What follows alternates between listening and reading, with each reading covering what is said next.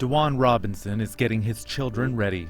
He's taking them to get tested for lead after confirmed reports of contamination in the city of Flint, Michigan's drinking water. Another day in the life in Flint.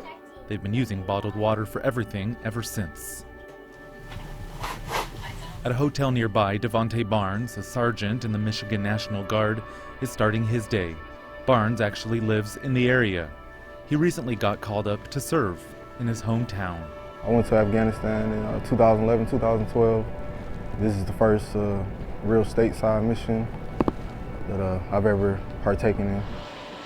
Barnes will spend the next 12 hours handing out bottled water to Flint's residents. Just outside of town, LANICE LAWSON is starting her day. Her 1.5-year-old daughter is still sleeping. LANICE is a registered nurse. She started a nonprofit called Bottles for the Babies. Every day she receives dozens of requests for water. I have no transportation to get out and get any clean water. I've had a church been bringing me a case of water now and again. I've got 1 or 2 cases delivered by the city. Other than that, I'm drinking tap water. The makeshift clinic at Eisenhower Elementary School is one of a number of facilities now offering free blood tests for Flint's residents. The medical team is made up entirely of volunteers. Good to see you. Good to see you too. You Yes, bringing ma'am. the babies down to get checked? Yes, ma'am. Yes, ma'am. All right, I have to get their names so that before they go in and get checked. Delilah, D-A-I, L-I-A.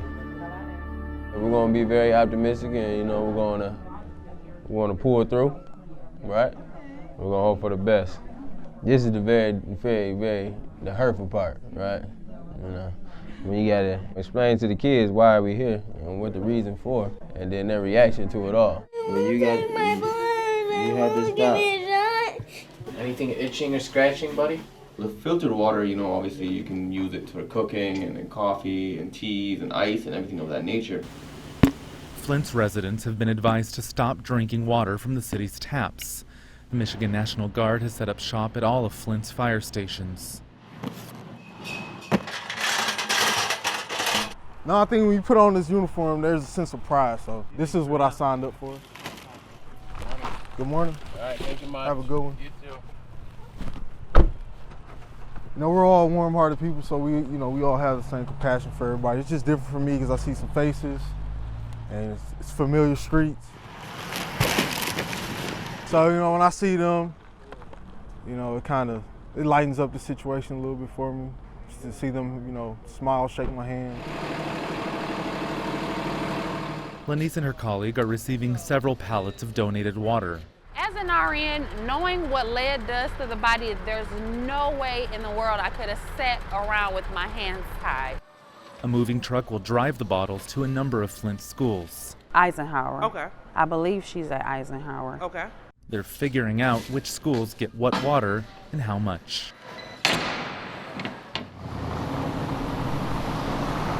How did a once booming industrial American city like Flint get here? Years ago, big automotive giants like General Motors and Chevrolet employed much of the town's population. They even built neighborhoods like this one to house workers lured to jobs in this part of northern Michigan. In the 1990s, the factories began closing, taking the jobs with them. A decade later, the plants, still standing, barely survived bankruptcy, thanks to a federal government bailout. By then, the industry was already in steep decline, and so was Flint. The investment had disappeared, tax revenues dwindled, and infrastructure crumbled. Michigan's governor eventually appointed an unelected emergency city manager, who 2 years ago decided to switch the source of Flint's water to save money. Flint's residents would now get their water from a local river. The problem with the Flint River wasn't that the water was dirty. I mean, it was, but the bigger problem was that dirty water wasn't being properly treated. In some cases, it wasn't even being treated at all. And as that corrosive water swept through the city's aging, lead-based pipeline infrastructure, some of that lead leached into the water and eventually made its way into Flint's homes. Including Heather Beaches. The water filter, it just had a fishy smell. It It tasted like lake water. I mean, there was no, I don't even know what they did. Heather has 5 boys. As a mom, it's your job to keep them safe. But she now believes a number of her children became ill as a result of Flint's water. Spent a lot of time in the doctors. Things that we didn't really even realize were from the water, because we didn't really know. We just didn't know, you know. Rashes. Here's him in the hospital. Worst rash I've ever seen in my whole life. Head to toe, in between his fingers, in his ears, scalp. 3 of these, this one, and this one all go to Freeman Elementary. Freeman has the highest tested water, lead water, in Flint. The teacher turns on my little guy here, his pre-K classroom water, and it's orange. I tried to get people in there to test it, and they weren't allowed. The teachers couldn't allow anybody to come in and test. I wasn't allowed to bring water out to be tested. Why? Those who have nothing to hide, hide nothing, right? Very good, so we'll leave 2. They're here. That'd be perfect. Nearly all of the 300 school children in Greater Heights Academy come from low-income households in Flint, and most are African American. It makes me furious, and I'm willing to bet every dime I've ever made that it would never happen in a predominantly, let's say, a non-minority portion of the state. It wouldn't have happened. Absolutely not. Many of Flint's residents tend to agree with her. We're dealing with a civil rights crisis that is perhaps generations long in terms of a response. When you have disproportionate number of black, brown, and poor children in certain neighborhoods subject to elevated lead, that means that's a problem that grows up. That's a problem that goes to junior high school and high school. That's a problem we've got to deal with. When our children are bathing in lead, ingesting lead, affecting their mind, the lead crossing the blood-brain barrier, we've got to respond to that. Which is exactly what DEWAUN, a father-turned-activist, is trying to do. People really not understanding how much of a crisis we in as far as the water goes. You know, that's where we come in to help. He and some of the other volunteers will be going door to door in one of Flint's poorest neighborhoods.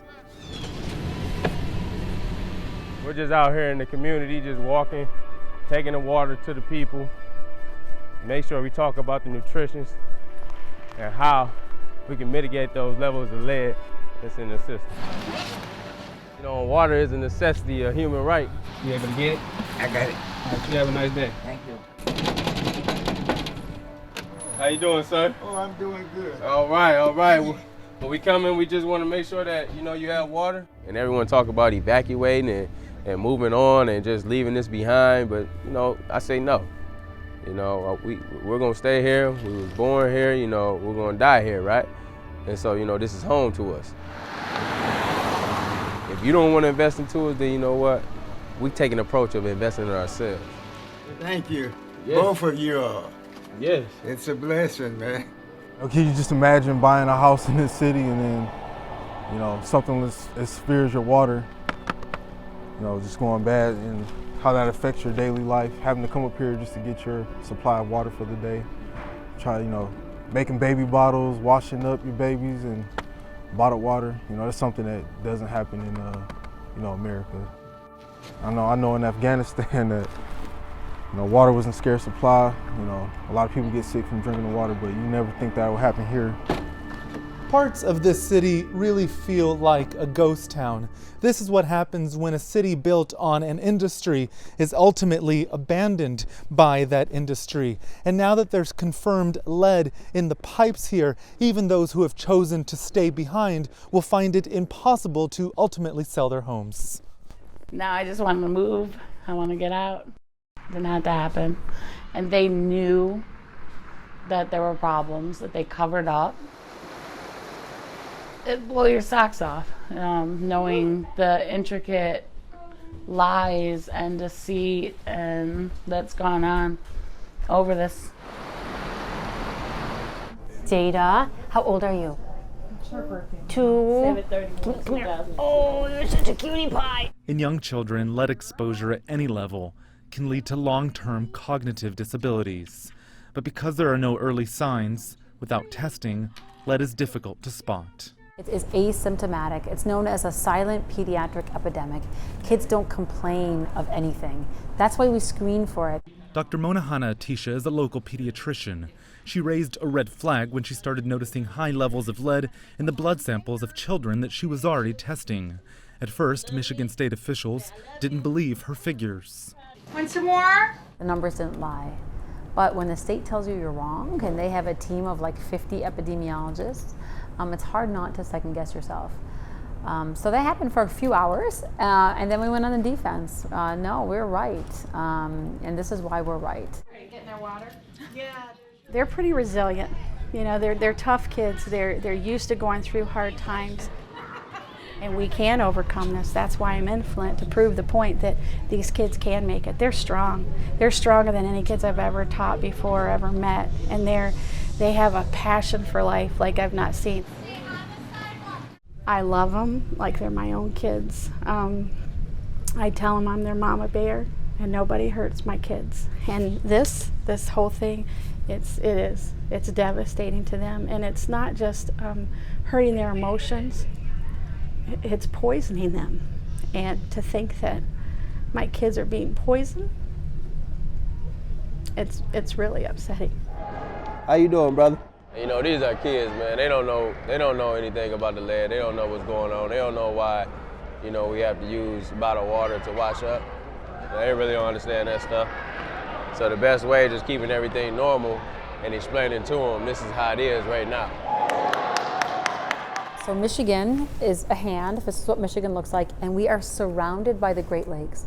We are surrounded by the largest source of fresh water. And Flint is right here, literally in the middle of the largest source of fresh water. And we couldn't guarantee a population access to safe drinking water. This shouldn't be happening in 2016 in the United States, in the middle of the Great Lakes. It was a failure of government at every single level. The federal government blamed Michigan state officials. Michigan's governor blamed state bureaucrats before ultimately apologizing and promising to fix the city's infrastructure. Not enough, says Heather, who, like many others in Flint, believes the negligence was criminal and that arrests should be made.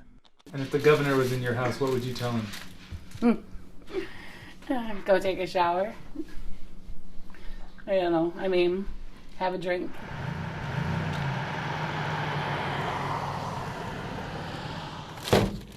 So the governor that sent you here is the same governor that lots of people are blaming for the crisis in the first place.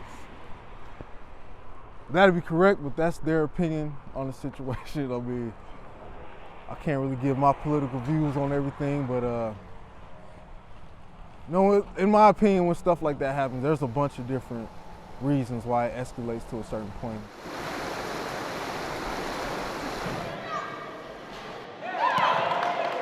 Like if they let us down with the life necessity of water, then what else can they let us down with?